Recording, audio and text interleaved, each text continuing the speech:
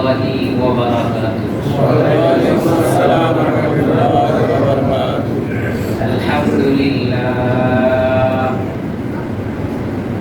الحمد لله نحمده ونستعينه ونستغفره ونؤمن به ونتوكل عليه ونعوذ بالله من شرور أنفسنا ومن سيئات أعمالنا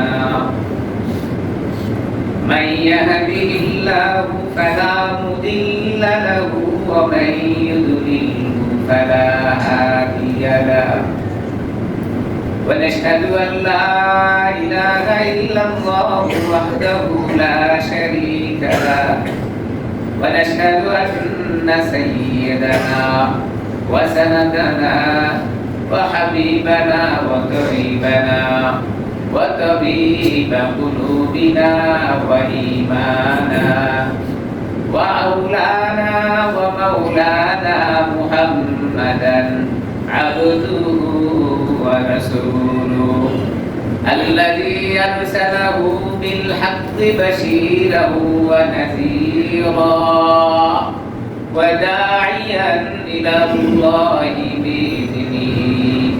بإذنه سراجا وقمرا منيرا أما بعد فقد قال تعالى في كلامه المجيد وفرقان الحميد فأعوذ بالله من الشيطان الرجيم بسم الله الرحمن الرحيم إن عدة الشهور عند الله 12 شهرا في كتاب الله يوم خلق السماوات والأرض منها 4 حرم وقال النبي صلى الله عليه وسلم أفضل الصيام بعد رمضان شهر الله المحرم أو كما قال النبي عليه الصلاة والسلام وقال تعالى في شان حبيبه ومحبوبه ومعشوقه مخبرا وآمرا إن الله وملائكته يصلون على النبي يا أيها الذين آمنوا صلوا عليه وسلموا تسليما اللهم صل على محمد وعلى آل محمد كما صليت على إبراهيم وعلى آل إبراهيم إنك حميد مجيد اللهم بارك على محمد وعلى آل محمد كما باركت على إبراهيم وعلى آل إبراهيم إنك حميد مجيد وقال الشاعر जागना है जाग लो अफलाक की साया तले जागना है जाग लो अफलाक की साया तले हशर तक सोया करेगी खाक की साया तले ला इलाहा इल्लल्लाह ला इलाहा इल्लल्लाह ला इलाहा इल्लल्लाह لا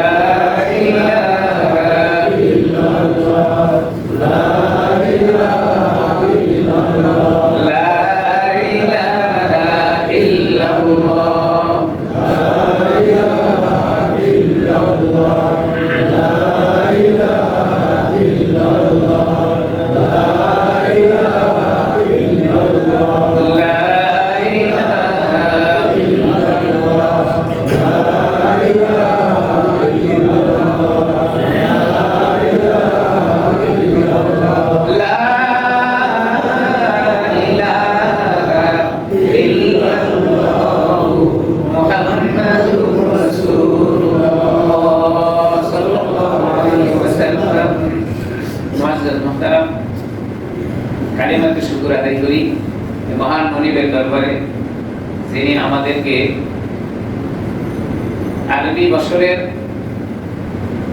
প্রথম মাসে প্রথম তারিখে আল্লাহ তাআলা করে আসার মতো বসার মতো সুযোগ করে দিয়ে কোরআনে হাকিমের কিছু কথা বলবার মতো শুনবার মতো ব্যবস্থা আল্লাহ তাআলা করে দিয়েছেন। এজন্য দিল থেকে কালিমাতে শুকর আদায় করি, সকলে বলি আলহামদুলিল্লাহ। আল্লাহ মহান, মহানের কাজ সবসময় দামি। আল্লাহ তাআলা আমাদের প্রতি এত দয়া করেছেন, হাজারো মানুষ থেকে বাছাই করে আজকে এই বরকতপূর্ণ সময়ে আল্লাহ তাআলা করে আসার মতো বসার মতো সুযোগও আল্লাহ তাআলা করে দিয়েছেন। আল্লাহ ইচ্ছা করলে আমার রাস্তাকে প্রতিবন্ধক করে দিতে পারতেন, হাসপাতালে জায়গা করে দিতে পারতেন, মামলা মোকদ্দমায় ফেলে রাখতে পারতেন, অথবা রাস্তায় দুর্ঘটনাও দিয়ে মসজিদে আসাকে আল্লাহ তাআলা বিরত রাখতে পারতেন। কিন্তু আল্লাহ তাআলা এত দয়া করে আল্লাহর ঘরে আসার মতো ব্যবস্থা করে দিয়েছেন। এজন্য শুকর আদায় করি আলহামদুলিল্লাহ।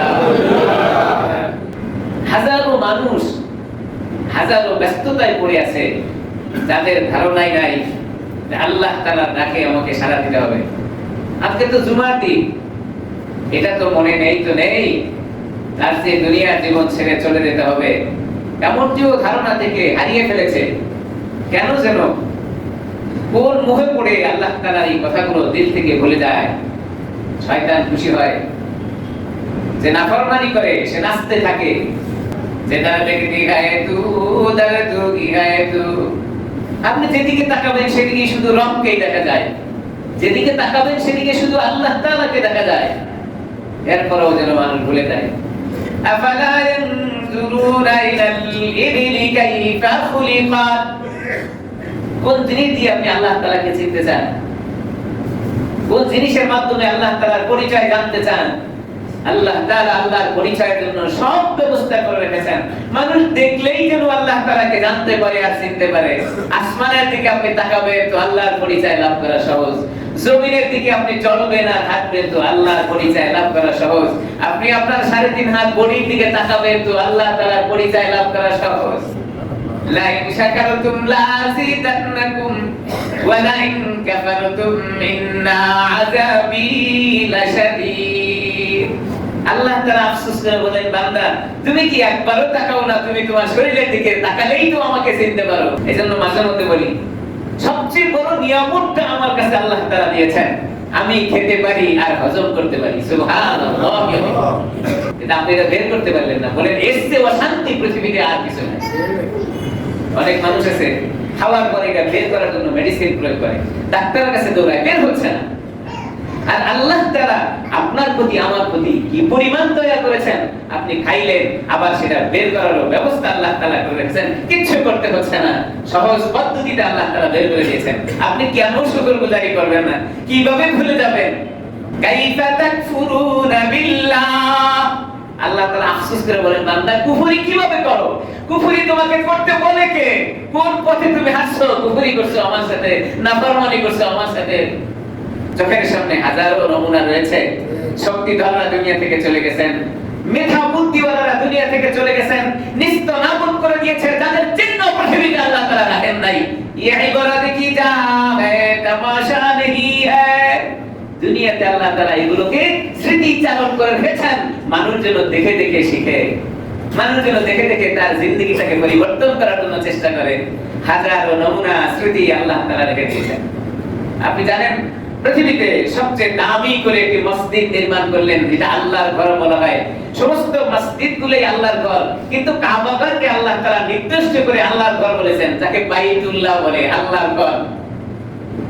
এই ঘরকে নির্মাণ করে মানুষ ইবাদত বন্দেগীতে ব্যস্ত ছিল।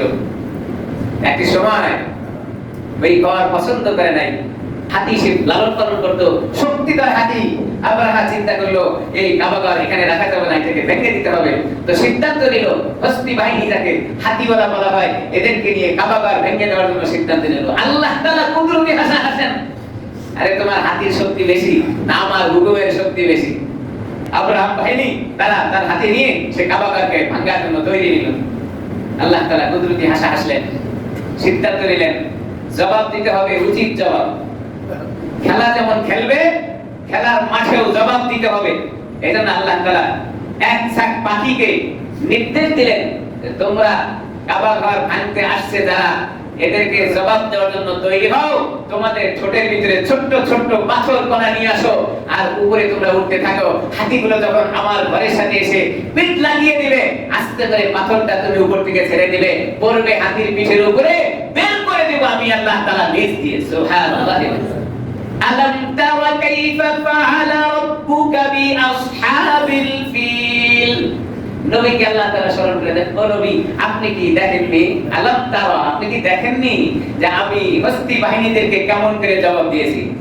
এটা নবীকে স্মরণ করে দেন মানে तमाम পৃথিবীর মানুষদেরকে স্মরণ করে দেন। তোমাদের কি স্মরণে পড়ে না হস্তি বাহিনীদেরকে আমি কেমন করে সেখানে নিস্তনাবুদ করে ছেড়েছিলাম।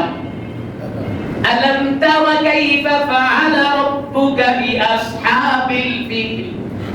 আলাম তারা নবী আপনি দেখেননি কাইফা ফাআলা রাব্বুকা বিআসহাবিল ফিল, আপনার রবের পক্ষ থেকে হাতিওয়ালাদের কি ঘটনা ঘটেছিল, এটা কি আপনার দেখা নাই? এই কথা নবীকে শোনালেন মানে तमाम পৃথিবীর মানুষদেরকে আল্লাহ শোনালেন, ও মানুষ তোমাদের কি স্মরণে পড়ে না হাতিওয়ালাদের আমি কিভাবে জবাব দিয়েছি। এইজন্য ক্ষমতা দেখাবেন না, ক্ষমতা দেখানোওয়ালাদের আল্লাহ তাআলা দেখিয়েছেন আপনার ক্ষমতা পিপীলিকার সমান নয়। আল্লাহ ইচ্ছা করলে সেইভাবে দূর করতে পারে। ক্ষমতার বড়াই করবেন কখনোই না। ক্ষমতার বড়াইয়ে জিন্দেগি নষ্ট হয়ে যায়, ক্ষমতার বড়াইয়ে জিন্দেগির আমল নষ্ট হয়ে যায়, ক্ষমতার বড়াইয়ে আপনার আদব আখলাকের উপরে সিলমোহর মারা হয়। আপনার ইচ্ছা থাকার পরেও আপনি নেক আমল করতে পারবেন না। সর্বশেষটা কি দাঁড়াবে? আপনি ক্ষমতার বাহাদুরি দেখানোর পরে ঈমান সারা দুনিয়া থেকে আপনি চলে যাবেন। নাউজুবিল্লাহ।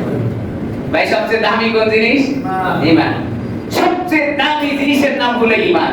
আমল যদি মানুষের কাছে কম থাকে, ঈমান যদি আপনার ঠিক থাকে, আপনি যদি ঈমানের উপরে অটল থেকে দুনিয়াতে যেতে পারেন, আমল ছাড়াও আল্লাহ তাআলা আপনাকে maaf করে দিতে পারেন। আল্লাহর এই ক্ষমতা আছে, কিন্তু maaf করার জন্য শর্ত হলো ঈমান লাগে। আর আপনি যদি ঈমান ছাড়াই চলে যান, উপায় হবে কি? যেই জায়গায় দেখানোর কিছু থাকবে না, যে জায়গায় ক্ষমতার বাহাদুরি চলবে না, যে জায়গায় টাকার বাহাদুরি চলবে না, যে জায়গায় বুদ্ধির বাহাদুরি চলবে না, আপনি দুনিয়া থেকে চলে যাবেন একা একা। এইজন্য আপনি একবার মনে করেন আমাকে যেতে হবে একা, জীবনটাকে তৈরি করে নিয়ে যেতে হবে যেন সেখানে গিয়ে আমি ধরা না খাই। আরবি বছর গণনাতে 1446 হিজরি পার করে আমরা 1447 হিজরিতে পা দিয়েছি। আলহামদুলিল্লাহ বলি। এই বছরের আর মাসের গণনা আল্লাহ তাআলার পক্ষ থেকে হয়েছে। আরবি বছরের গণনা আমাদের একটু মনে কম থাকে। সারা ওয়ার্ল্ডে 3 ধরনের তারিখ গণনা হয়। সারা ওয়ার্ল্ডে, সারা পৃথিবীতে তারিখ গণনা হয়, বছর মাস দিন গণনা হয় 3 ধরনের তারিখ নিয়ে। ইন্টারন্যাশনাল ভাষা হিসেবে ইংরেজি সারা পৃথিবীতে চলে। একটা তারিখ হয় ইংরেজিতে, আরেকটা তারিখ হয় বাংলায়, আরেকটা তারিখ লেখা হয় আরবিতে। কিন্তু অত্যন্ত দুঃখের সাথে বলতে হয় মুসলমানের ঘরে সন্তানরাও এই আরবি তারিখ সম্পর্কে কোনো ধারণাই রাখে না। আপনি দেখবেন ক্যালেন্ডার গুলোতে তারিখ নির্ধারণ করা হয় ইংরেজি, আরবি, বাংলা। ইংরেজি দেয় অনেক বড় বড় অক্ষরে ইংরেজি তারিখগুলো লেখা হয়, ওই ফাঁকে দিয়ে আরবি আর বাংলা লেখে চশমা ছাড়া দেখার কোনো উপায় নাই।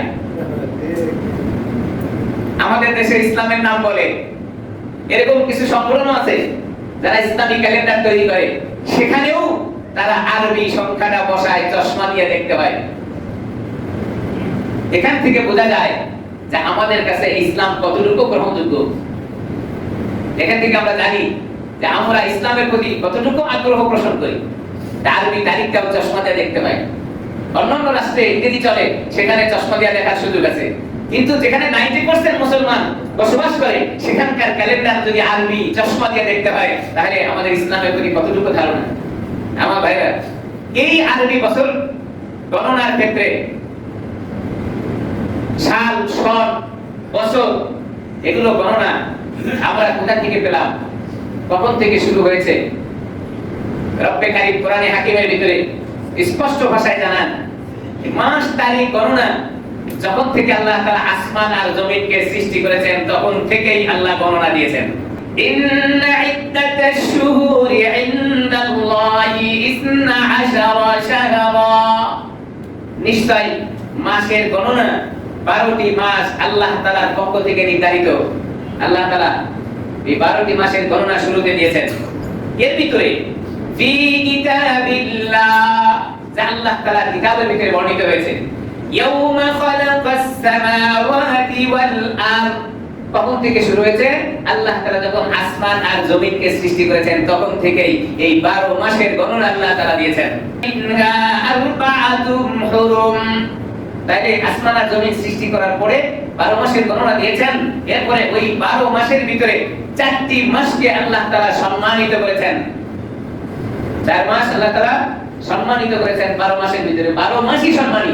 এরপরেও 4টি মাসকে আল্লাহ তাআলা নির্দিষ্ট করে দিয়েছেন যেটা সম্মানী। 3 মাস লাগাতার একসঙ্গে আর 1টি মাস 2 মাস গ্যাপ দিয়ে ফাঁকে। এই 12টি মাসের ভিতরে আরবি মাসের গণনার প্রথম মাসটি যেই মাস তার নাম হলো মুহাররামুল হারাম। আরবি বছরের প্রথম মাসের নাম মুহাররামুল হারাম। ইংরেজি বছরের প্রথম মাসের নাম জানুয়ারি। চতুষ্পদ প্রাণীর আদব আখলাক যেমন, মাসটার নাম হয়েছে তেমন। বেঙ্গল জন্য না, জানুয়ারি নাম রেখেছে। আর আরবি মাসের নাম রেখেছেন কি? মুহাররামুল হারাম, সম্মানিত মাস। এই মুহাররম মাস সর্বপ্রথম বছরের মাস হিসাবে আল্লাহ তাআলা নির্ধারণ করে দিয়েছেন। মাসের গণনা এবং তারিখ ইতিহাস আমাদের জানা থাকা দরকার। এই আরবি মাসের গণনা শুরু হয়েছে, লেখা শুরু হয়েছে, তারিখ লিখে রাখা শুরু হয়েছে হযরত ওমর ফারুক রাদিয়াল্লাহু তাআলা আনহুর খেলাফতের সময়। হযরত ওমর ফারুক রাদিয়াল্লাহু তাআলা আনহু যখন খেলাফত চলতেছিল 17তম বছরে, হিজরতের 17তম বছরে হযরত ওমর রাদিয়াল্লাহু তাআলা আনহুর খেলাফত কালে কোন এক জায়গা থেকে একটি চিঠি হযরত ওমর ফারুক রাদিয়াল্লাহু তাআলা আনহুর কাছে চলে আসে এবং সেখানে হযরত ওমর ফারুক রাদিয়াল্লাহু তাআলা আনহুকে জানানো হয়, ওগো আমিরুল মুমিনিন খলিফাতুল মুসলিমিন, আপনি যে সরকারিভাবে বিভিন্নভাবে চিঠি সার্ভ করেন, বিভিন্ন এলাকায় চিঠি পাঠান, এই চিঠিগুলোতে দিন তারিখ পাওয়া যায় না। যদি দিন তারিখ পাওয়া যেত তাহলে অনেক ভালো হতো। হযরত ওমর ফারুক রাদিয়াল্লাহু তাআলা আনহুর কাছে চিঠি চলে আসলো। আসার পরে ওমর ফারুক রাদিয়াল্লাহু তাআলা আনহু সংসদ ডাকলেন, অন্যান্য সাহাবীদেরকে ডাকলেন। ডাকার পরে বললেন যে এমন একটি চিঠি আমার কাছে আসছে যে সরকারিভাবে যখন কোনো চিঠি বিভিন্ন জায়গায় পাঠানো হয় তো সেই চিঠিতে দিন তারিখ থাকলে ভালো হয়। এই ব্যাপারে আপনার মতামত চাই। সংসদে সবাই মতামত দিল, আপনি এটাকে গ্রহণ করে নেন এবং এই প্রস্তাবকে সম্মতি দিয়ে তারিখ লেখা আরম্ভ করেন। হযরত ওমর ফারুক রাদিয়াল্লাহু তাআলা বললেন, সকলের পরামর্শক্রমে সিদ্ধান্ত করা হলো যে এখন থেকে আরবি তারিখ লেখা হবে, কিন্তু লেখাটা শুরু করব কখন থেকে। এবার সকলের মতামত চাওয়া হলো। তৎকালীন সময়ে বড় বড় সাহাবায়ে কেরামরা পরামর্শ দিলেন। কেউ কেউ বললেন যে রাসূল আকরাম সাল্লাল্লাহু আলাইহি সাল্লামের জন্ম তারিখ থেকে তারিখ লেখা শুরু হোক।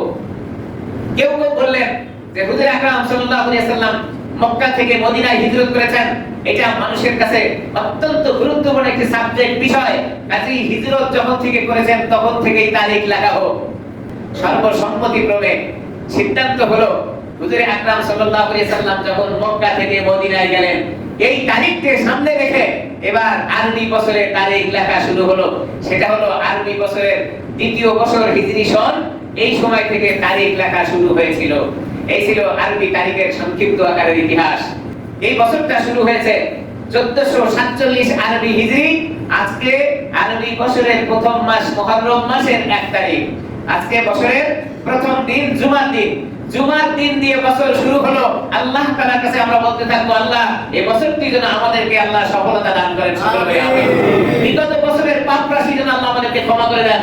আর নতুন আরবি বছর জুমার দিন দিয়ে শুরু হয়েছে, পরিপূর্ণ বরকত যেন আল্লাহ আমাদেরকে দান করেন। দ্বিতীয় আরেকটি ঘটনা আসছে যে আরবি তারিখের ইতিহাস কেমন করে হলো।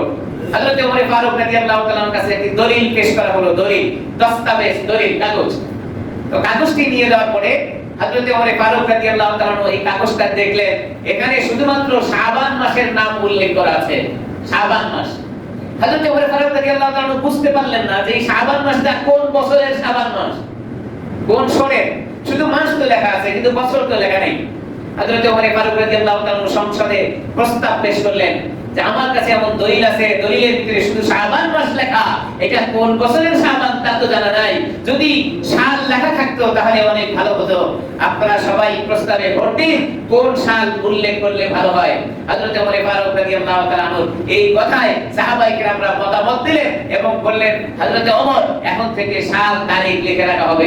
হযরত ওমর ফারুক রাদিয়াল্লাহু তাআলা প্রস্তাব গ্রহণ করে ওই সংসদে তিনি বিল পাস করে দিলেন যে এখন থেকে আরবি তারিখ সন লিখে রাখা হবে। সেটাও ছিল হিজরতের দ্বিতীয় বছর, রাসূল আকরাম সাল্লাল্লাহু আলাইহি সাল্লামের মক্কার জমিন ছেড়ে মদিনায় যখন চলে যান সেই তারিখটা ফিক্স দেখে আরবি বছরের তারিখ লেখা শুরু হয়েছে। আমার ভাইয়েরা, মুসলমানদের সবচেয়ে বড় ঐতিহ্য ইসলাম ধর্মের নাম যখন আমি মুখ থেকে বের করি মুসলমানদের জন্য করণীয় থাকে ইসলাম ধর্মের কি কাজ আমার জন্য করতে হয়। আরবি বছরের প্রথম মাস মুহররম মাস। এই মুহররম মাস সামনে আসলে মুসলমানরা মুহররম মাসকে চেনে কিন্তু মুহররম মাসের ঐতিহ্যকে চেনে না। মুসলমানের কাছে যখন বছর ঘুরে মুহররম মাস আসে মুসলমানরা মুহররম মাসের দুই জিনিস দিয়া, একটা জিনিস চেনে মুহররম মাস মানে হলো আশুরা, আর একটা জিনিস চেনে মুহররম মাস মানে হলো কারবালা। এই দুই জিনিস চেনে মুসলমানরা। মুহররম মাস আসলে চেনে কারবালা, আর একটা চেনে মুহররম মাস মানে হলো আশুরা। আমার ভাইয়েরা, আশুরা চেনা দরকার আছে। আশুরা কি জিনিস? আশুরা আশারা শব্দ থেকে বের করা হয়েছে।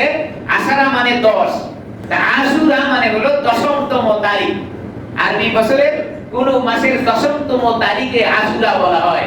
আশুরার গুরুত্ব অনেক বেশি। আশুরা যেই দিন থেকে সামনে রেখে আশুরা হয়েছে এটার আলোচনা ইনশাআল্লাহ আগামী জুমায় আমি আপনাদেরকে শোনাবো। আসবেন দেরি করে, যেন শুনতে না পারি। দেরি করে আসলে এটা শোনা হবে না। হুজুর আপনার সামনে বলতে থাকবেন, আমরা একটু দেরি করে আসবো, অসুবিধা নেই। তাহলে এই আরবি মাস আমরা মুহররম মাসকে চিনি দুই জিনিসের মাধ্যমে। একটা জিনিস চিনি হলো আশুরা, আর একটা জিনিস চিনি হলো কারবালা।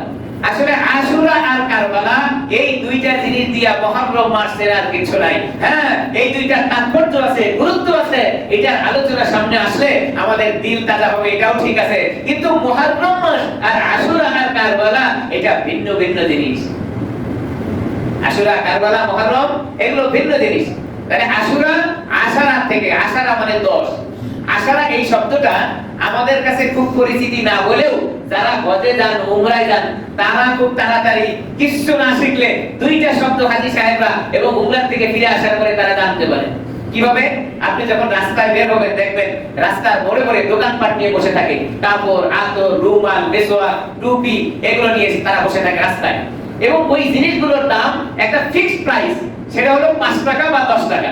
এটাই সবচেয়ে বেশি, 5 টাকা আর 10 টাকা। এই জিনিসটা ওইখানে খুব চলে। এই 5 টাকা আর 10 টাকা আরবিরা তাদের ভাষায় খামসা আর আশারা বলে। দেখবেন ওই রাস্তায় দোকানপাটওয়ালারা সমস্ত দোকানদারি থেকে এই আওয়াজটা চলে আসছে, খুব আওয়াজ, খামসা খামসা খামসা, আর একটা হলো আশারা আশারা আশারা, মানে 5 টাকা 5 টাকা, 10 টাকা 10 টাকা।